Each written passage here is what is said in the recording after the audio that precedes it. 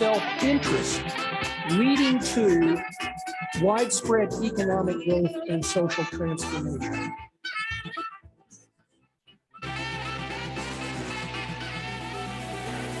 What's up, everybody? Welcome back to another episode of Christ in Capital, the show that wants to encourage you to love God, love neighbor, and build something. I'm the host, Dustin Johnson, and I have an awesome guest with me today. Is Ravyn Neville. Is that right? Did I pronounce it right? That's right. Okay. Ravyn is in the virtual assistant industry, I guess. She does virtual assistant work, and I've been super excited about getting to know like what virtual assistants do, how they can be of service to, just Christians just in their everyday lives rather than small businesses. We can talk about the small business aspect as well, but I just want to kind of get an understanding of what virtual assistants do. But before we do that, before we jump into the discussion, first, I want to show everybody something. Hopefully this will be a little teaser so that those who are listening to the audio only version will get on YouTube and take a listen. So Ravyn, watch this. And don't tell anyone.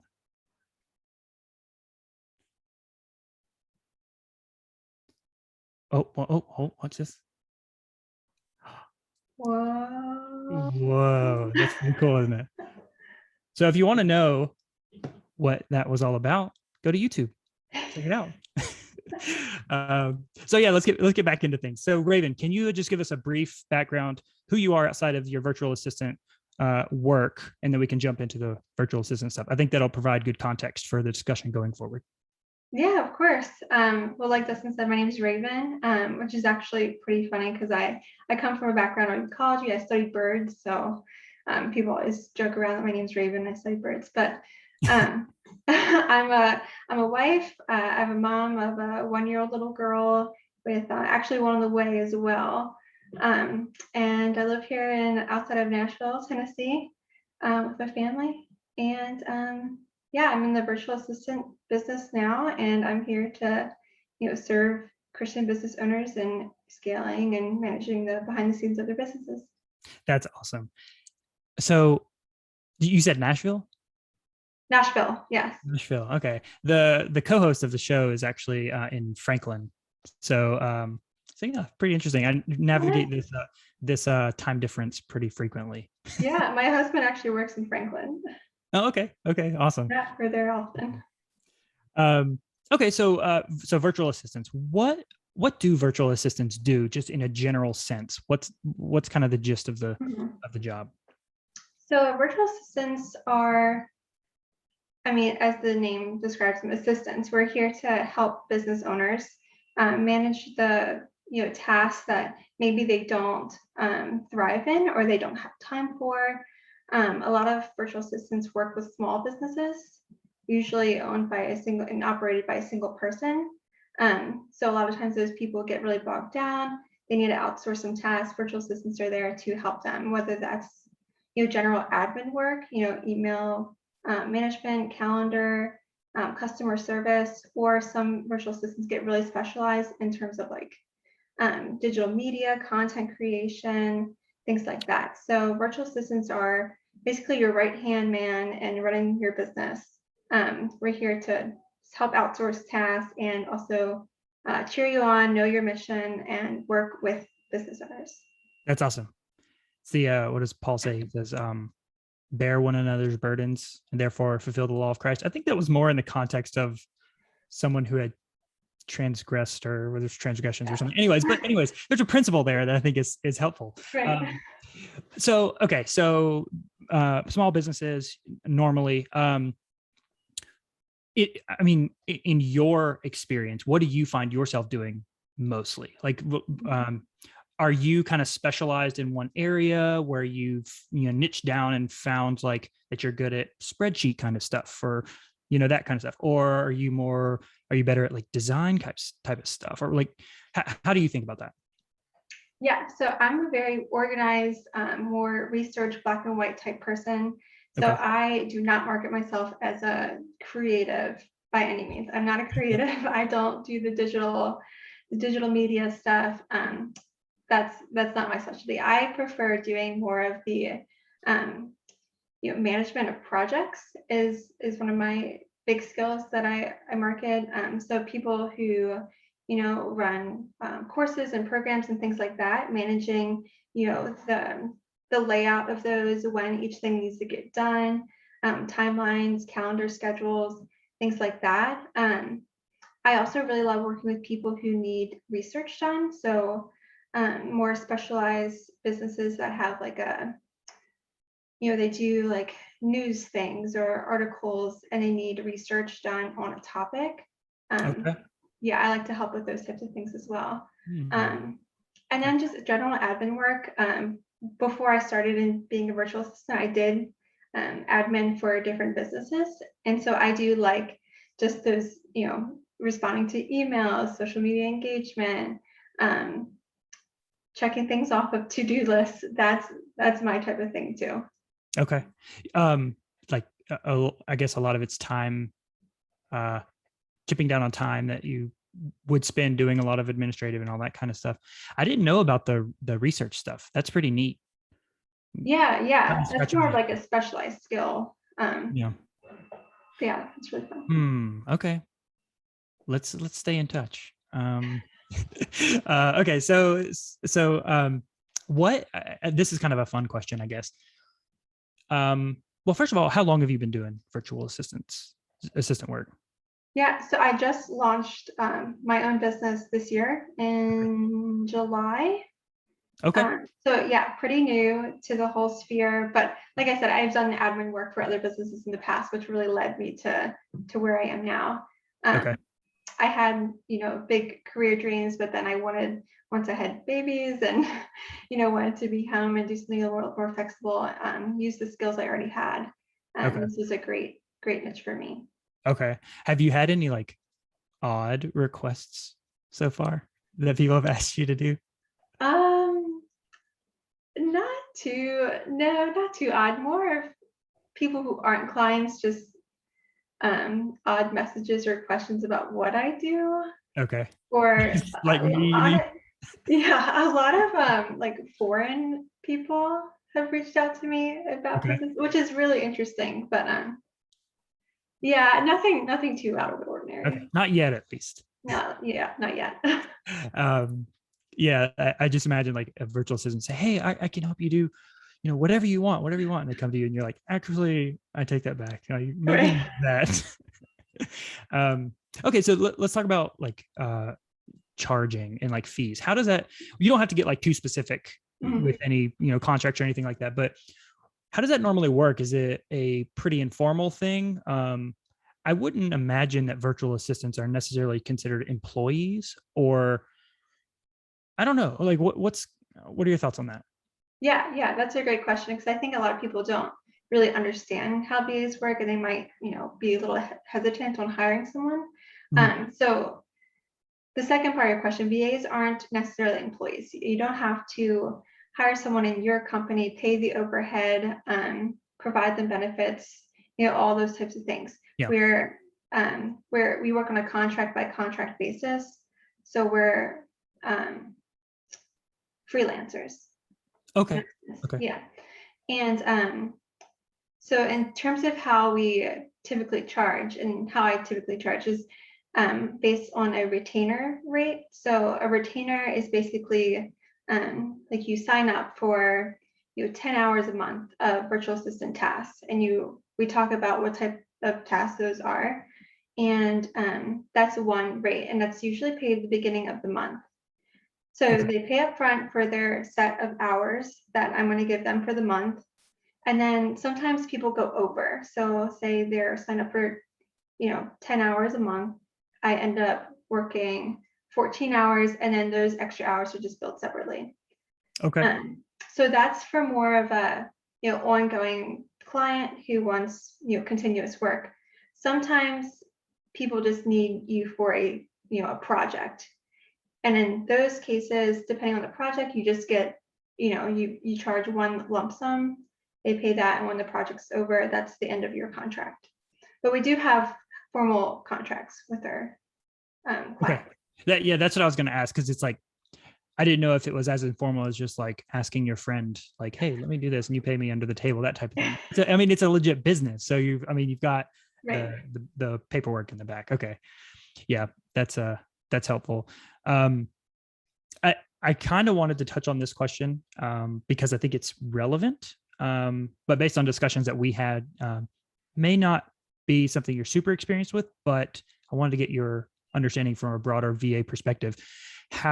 What services VAs provide related to social media? Because I know with a lot of people who are starting businesses from their garage or starting podcasts, social media is it's a big aspect. What would VAs do in that regard? In Yeah. Yeah, so I think the social media world is huge for VAs. Like you said, social media is everywhere. Almost every new business podcast utilizes it. Mhm. So, like you said, that's not necessarily something I specialize in, but a lot of social media virtual assistants, so they'll call themselves social media VAs, will Okay. help you from anything between, creating posts and scheduling posts, creating post schedules. Okay. They'll, sometimes they charge like, based on 2 posts per week or 3 posts per week. They help you set up a schedule. They create a template and color scheme, all of that stuff to make you have like a more cohesive brand. Okay. They can set up a whole strategy on how to use social media, when to post things, what to post. I know some social media VAs also provide you with different, reels are really big right now on Instagram. Yeah. I'm not into them yet, but Yeah. a lot of people are, and they'll even provide you like monthly updates on what type of real trends are in right now and how to do them. Okay. So they can get really really in depth on using social media and Instagram to boost your business. So Okay. yeah, VAs are fantastic for social media. Okay. Yeah. The amount of time that social media takes, not just for like personal scrolling and all that kind of stuff, but just getting stuff out there and consistently. And it's just, man, it takes a lot of work. It does. But that leads me to another question, which maybe you can kind of answer from more of a personal experience kind of question or perspective. Mhm.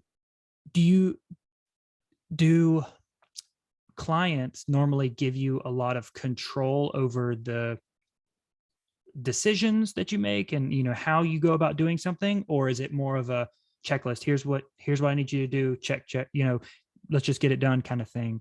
I would imagine it's more, you could probably have more general I guess broad scope and more decision making power on a creative side, I would think. But what are your thoughts on that? Yeah, so I definitely think it depends on the client. So some clients, they're great communicators. They have a tight ship of their business already, and they just need someone to help. And those types of people, they tend not to give you too much freedom. They just want to make sure you do your task, and that's it. Yeah. Other people. So I will say, to preface this, that a virtual assistant isn't there to run your business for you. I think we might talk about that later on, but I think that's one important thing to remember when you're hiring a VA. If you're bogged down in your business and you need help, we're not going to make the decisions for you. You're Okay. still the one, running the ship. You're still the one calling the shots and, guiding your business. We're just there to help. Okay. So we don't necessarily want to make that many decisions. We want the business owner to be included every step of the way. Okay. And so I know with more creative things, the business owner may give you a little bit more, creative freedom, Yeah. time between meetings to do what you want, and which is fine. But it's still important for the business owner to know that we're not the ones, deciding what you do. Yeah. If you were going to do that you would be technically an employee, I guess, or you could just say, make me co-owner and I'll start making those decisions. Right. Yeah, I wouldn't want to be put in a position where I was just supposed to fill out this spreadsheet and I tank the business. Yeah, that's not a good position to Uh, be in. so, okay. So do you see any industries that fit best with VAs? I'm maybe, I guess, types of industries that you work with. Mhm. Are there ones that are more kind of, susceptible, or susceptible is maybe not the right word, but just like where VAs fit best? Do you have any thoughts about that? Yeah, so I think the beauty of being a VA is that you really can fit into most business models. So, the two I immediately think of are service providers or product-based businesses. So someone, like a online coach or, a dietitian or personal trainer, people that provide services, Mhm. they're great to be VA for. They're, really compatible with VAs Yeah. because usually they have a lot of projects going on where they can use someone, behind the scenes managing those and giving them guidance on like when to do each step. The other thing is that having a VA, it adds more accountability to the business. So a lot of the time, being a solo business owner, you have all these ideas, you don't really tell anyone about them, and they kind of sit on the wayside. But if you're a coach and you have all these ideas of programs and you tell your VA, they can kind of encourage you and get the ball rolling on the next step on each project. Okay. So service providers are great, and they usually have a lot of clients too. So client management is another thing we do. Okay. So yeah, service providers, excellent for VAs. Also, product-based businesses. So people selling candles or apparel.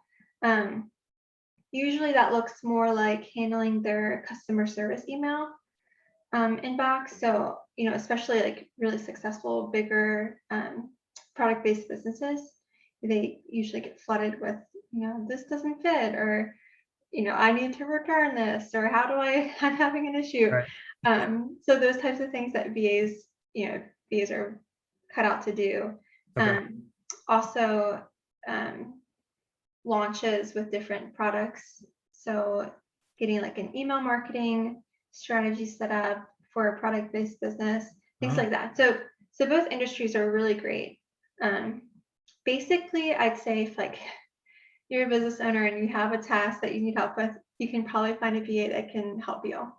gotcha. Okay. Yeah. That's helpful. That's helpful. Because we want to get Christians, not just Christians, anyone really, who's thinking about an idea, thinking about starting their own business and getting it up and running. And just to think that there are people out there whose job it is to fill some of the holes that you may not have covered right now. So, but in that respect, is that a normal thing for a virtual assistant to come alongside someone who doesn't necessarily have a business yet, but wants to get it up and going? Have you ever seen that, or is that something that's not a thing? I don't know of another VA who has done that. I mean, I'm sure if you have like a friend or someone who Yeah, like wants yeah. to start something, that's completely fine. The shameless plug for my husband, he's actually in the process of launching a business himself. And so I'm his VA. I He help hired him. you. Yeah. So I do the behind the scenes for him. So yeah, you can, but Okay. typically it's not something you get hired for. Yeah. Yeah, that makes sense. If I was starting a business that I knew that was backed by a bit of money that I could, throw startup costs at it, maybe that's something where, you could, Yeah. incorporate a VA. But yeah, that's helpful. So maybe kind of from a flip side, how did you get into VA work, and what are some of the steps that you would, if someone wanted to get into this line of work, what would you suggest are kind of your first steps? Like, how do you go about doing that? Yeah, that's a good question. So I briefly mentioned, so my background is actually in the sciences, ecology. I was actually a research scientist before all this. And so I kind of pivoted and then kind of applied the skills I already had to being a VA. So I would say a lot of people already have, a toolbox or, of skills that they know how to use. And it's just, understanding how to leverage them to help business owners. So, one of my target markets are Christian business owners, but also moms and stay-at-home mom business owners who also need help. Okay. So a lot of stay-at-home moms I know have also become VAs, and they have, from whatever their background was, they have a suite of skills, and they just applied them to this line of work. So I think the first step is, identifying what those might be and what type of services you feel comfortable offering, and then learning how to apply them, and then learning what that target market looks like, or what those skill sets and packages and services look like, to a provider, and maybe even test running those on, a friend who has a business or something like that. Okay. Yeah. Okay. In general, that's my startup strategy. Yeah, no, that's good. You kind of surprised me. So moms are a focus area for you, but I guess, do you mean teaching them how to be virtual assistants, or do you mean like, obviously, well, we kind of already talked about this. It's not you coming alongside and doing like chores for like for a mom. Okay, I think I answered my question. No. Okay, awesome. Yeah, I can imagine people listening to this and being like, "Oh, I didn't know that was something I could do as like a side job." I mean, that'd be nice. So what do you think are the biggest misconceptions about virtual assistants? And they're not for like the super rich people. Like there's just people out there that will help you with your small business, right? But what do you think are the biggest misconceptions? Yeah, I think honestly that's one of them, is that you have to have this huge, insanely successful 6-figure business to have an assistant. It can kind of sound like super fancy to have, my assistant did this. Yeah, exactly. So that's a big one. That's not the case. Basically, anyone who has a business who is running out of hours in the day to keep it running, or they want to grow and they can't, they need help outsourcing some things, they're all great, people to have a virtual assistant. I think the other thing I touched on earlier is that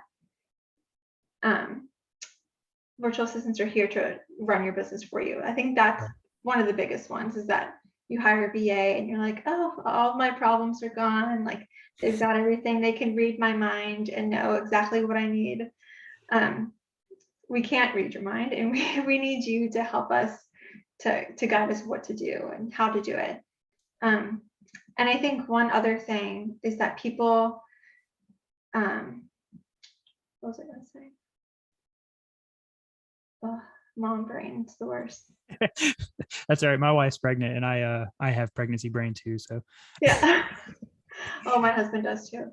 Oh gosh. Oh, that when you hire a VA, you don't have to communicate with them.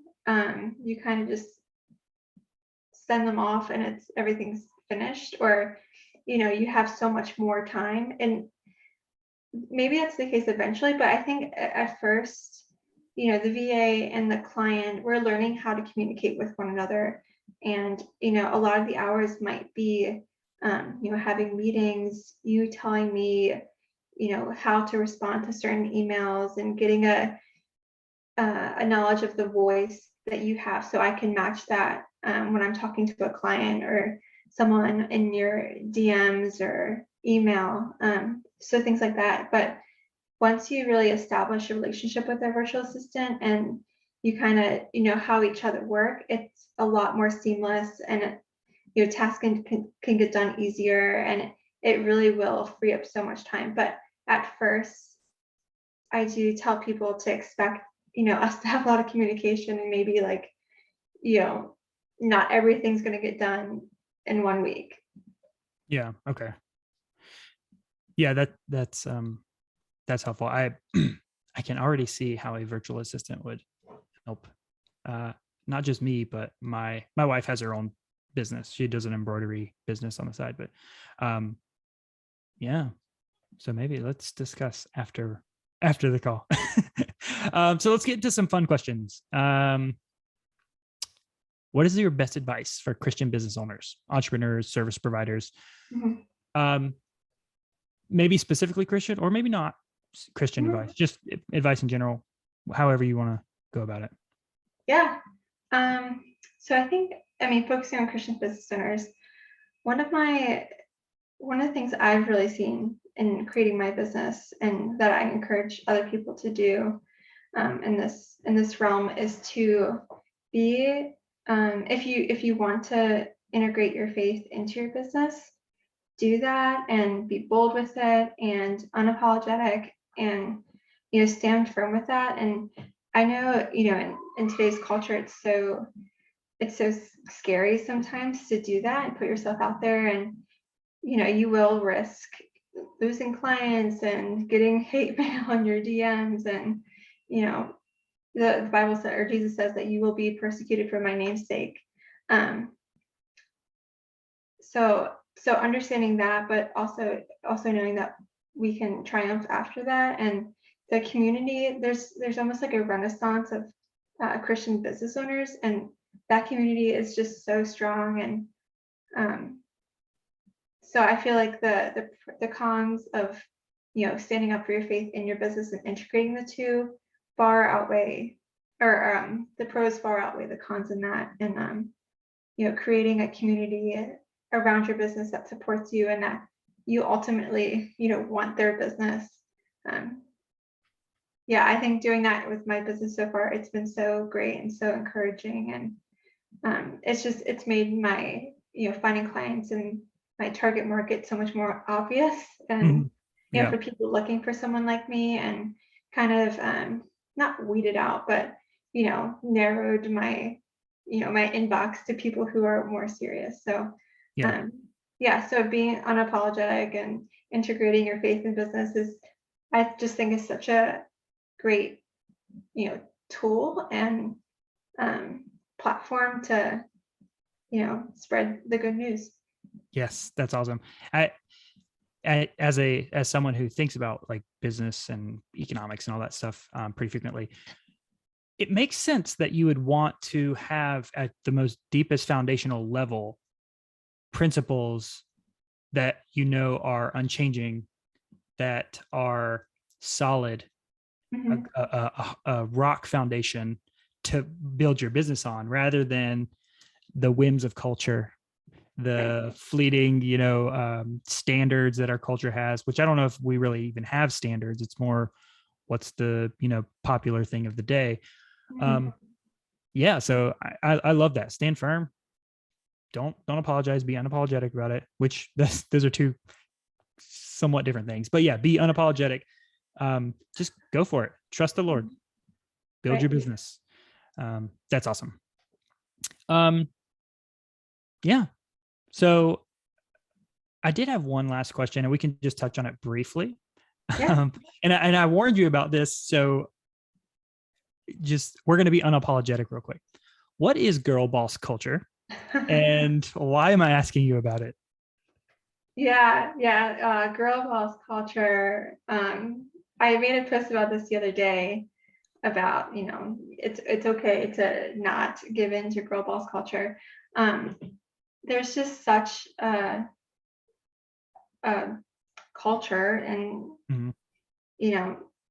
air in the atmosphere going on right now about girls and women having to work, side hustle, burn the candle at both ends. Yeah. And if you're not, then you're not successful, or you're not going to make it. And it's so important for girls to work hard, because we have the opportunity to now.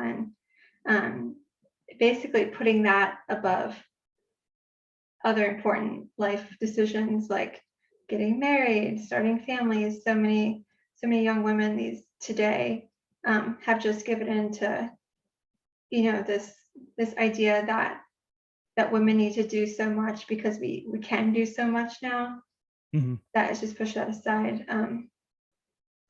Yeah, so I think just like the whole working so hard, it can make women and girls feel like they're their own god, right? That's a weight that we weren't created to bear, and that leads to burnout. So many people, you see their highlight reel on Instagram, and they're working so hard and they're achieving all these things, but behind the scenes they're worked to death. And yeah, they reach burnout, they misplace their identity and what they're doing. They confuse work with productivity, or worth and productivity. There's just, ooh, that's good. Good. I could go on and on. It's so frustrating, and you see it so often in so many different industries. So I want to encourage girls, young women in business to it's okay to take things slow. It's okay to not work 80 hours a week. It's okay to want to support your family, but also raise your kiddos and stay home. And I have to jump in here because my so my wife recently stopped working in the job that she was working at when we had our first child, who is he's 1.5 now, 1.5 about. And it's been simultaneously the best experience that not only she's had, but I've had. And she is more busy now than she has been. Not just because the baby is hard to keep up with, but because she's able to start her own business. Right. And I guess what I'm saying is that when we're talking about the foundation that we have underneath us, if you have one foundation, there are certain priorities. There's a hierarchy of priorities that you have, where if you don't have that foundation, maybe the priorities are flipped around. And seeing the mismatch of those priorities in our culture is really interesting. There are sad situations where there have been some women who have put off getting married and having children, and now they can't. They're having trouble doing that. And it's a sad situation. Us men don't have we don't have that. We can't have children. we don't have that. I know there's some controversy about that right now, but we can't do that. And so it's such a blessing that you have that opportunity, but embrace it. Love that. Love that. Yes. Yeah, man, I love it. I see a lot of that, what you're talking about, in the place that I work, Girlboss culture. I've never called it that, but I see it. And so I just wanted to ask you about it because I was like, let's just talk about it for real quick. Yeah. Okay, awesome. Is there anything else you wanted to add in here? Anything that we didn't touch on that you think would be helpful? I mean, just, encouraging people that have businesses. A lot of people on this podcast probably do that. Virtual assistants are here. We're here to help you. And, and